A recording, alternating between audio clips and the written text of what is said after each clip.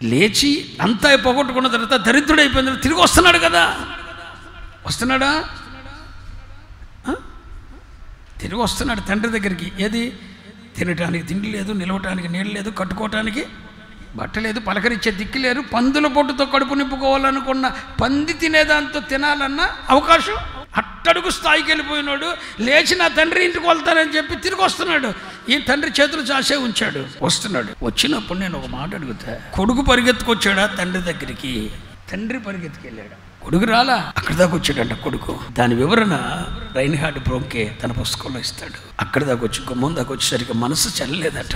నేను లేచి తండ్రి ఇంటికి వస్తాననుకుని బయలుదేరి వచ్చాడు. కానీ గుమ్మం దాకా వచ్చేసరికి, అదిగో వాళ్ళంత దూరం దగ్గరికి వచ్చేసరికి నేను నా తండ్రికి చేసిన దానికి ఆయన తిరిగెట్టా ముఖం చూపించాలి. అసలు నా తండ్రికి నేను చేసింది ఎంత, ఎలాంటి అన్యాయం చేశాను, నా తండ్రిని ఎంత దుఃఖపెట్టాను.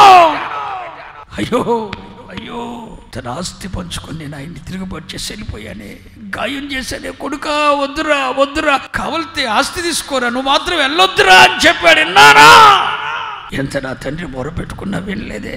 మరి ఆయన అంత బాధ పెట్టి వెళ్ళిపోయాను. అన్ని పోగొట్టుకున్నది దరిద్ర బట్టలతో, చినిగిపోయిన బట్టలతో, మాసిపోయిన గడ్డంతో, ఈ దరిద్ర అవతారంతో నా తండ్రి దగ్గరికి వెళ్తే నా తండ్రి ఏమైనా అయిపోతాడేమో. అసలు తండ్రిని ఎంత గాయపరిచానని ఆలోచించుకుంటూ అక్కడ నిలబడిపోయాడంట. వాళ్ళంత దూరంలో ఎప్పటి నుండో కొడుకు తిరిగి వస్తాడని చాచిన చేతులతో ఎదురు చూసిన ఈ తండ్రి చూస్తూనే ఉన్నాడుగా.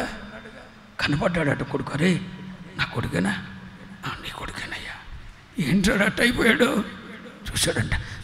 ఇంకా సేపు ఉంటే ఒకవేళ మళ్ళీ అక్కడి నుండి వెనక్కి వెళ్ళిపోతాడేమో, అక్కడి నుండి వెనక్కి వెళ్ళిపోతాడేమో, నాకు ముఖం చూపించలేక వెనక్కి వెళ్ళిపోతాడేమో అని చెప్పి, తన కొడుకు తీర్మానం మళ్ళీ మార్చుకుంటాడేమో అని చెప్పి తండ్రే పరిగెత్తుకొని వెళ్ళి మెడ మీద పడి ముద్దు పెట్టుకొని, కొడుక నువ్వు ఎక్కడికి వెళ్ళొద్దు.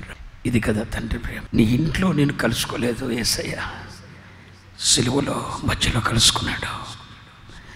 ఆకాశానికి భూమికి మధ్యన సిలువ వేయబడటం ద్వారా తండ్రి ప్రేమ మనకు అర్థమైంది. ఆ కుమారుని వీధిలో కలుసుకున్నాడు తండ్రి. వాడి మీద పడి ముద్దు పెట్టుకొని, ఈ నా కుమారుడు తిరిగి వచ్చాడా? ఎక్కడైనా మళ్ళా వేరే నిర్ణయం తీసుకొని వెనక్కి వెళ్ళిపోతాడేమో అని తండ్రే పరిగెత్తుకుని వెళ్ళిపోయాడట. అలాంటి ప్రేమ గల దేవుడు ఈ రాత్రి నీ వైపు చేతులు చేస్తాడు.